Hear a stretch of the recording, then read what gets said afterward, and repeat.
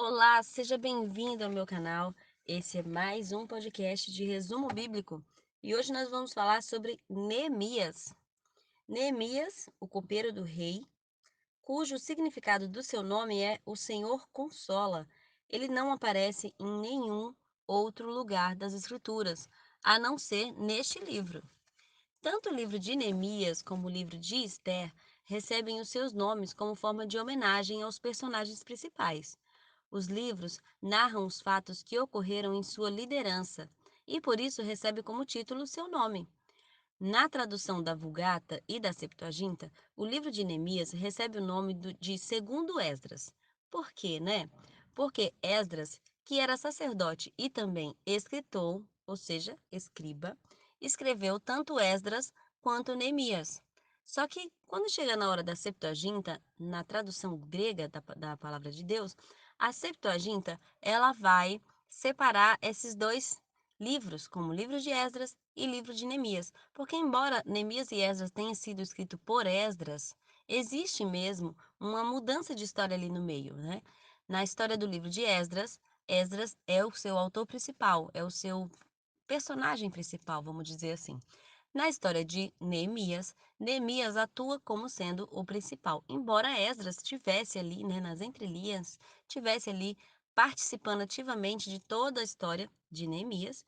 Quem é realmente o personagem principal é Neemias e não Esdras que escreveu.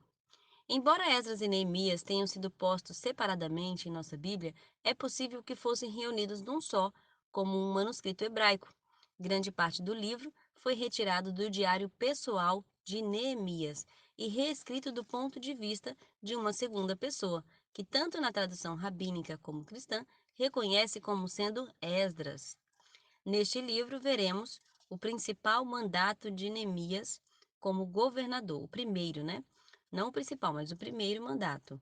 Neemias e o povo reconstroem o muro e relembram o primeiro retorno sob liderança de Zorobabel. Lembre que Zorobabel foi um príncipe de Israel e foi o primeiro a ser enviado para a reconstrução de Jerusalém. Zorobabel ele foi oprimido, né, por algumas perseguições e fizeram uma carta para o império atual, aonde o líder ali embarga a obra e faz com que eles parem. Então Esdras vem, intercede pelo povo depois de alguns anos, intercede pelo povo e ele é reenviado, né? Esdras é enviado para construção de Jerusalém.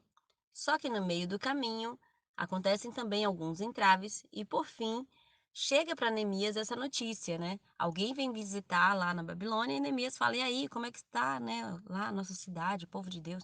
E alguém comenta o que estava acontecendo. Mais uma vez, Esdras estava sendo impedido para essa reconstrução, estava sendo muito difícil.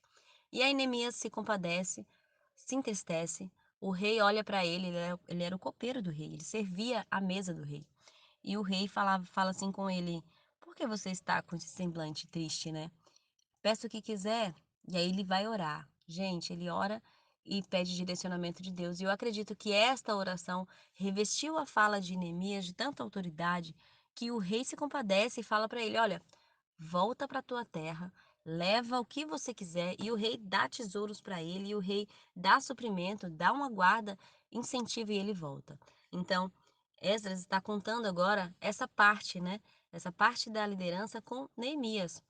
E Neemias, no livro de Neemias, a gente também vai ver o reavivamento e a renovação de Esdras. Esdras expõe a lei para o povo.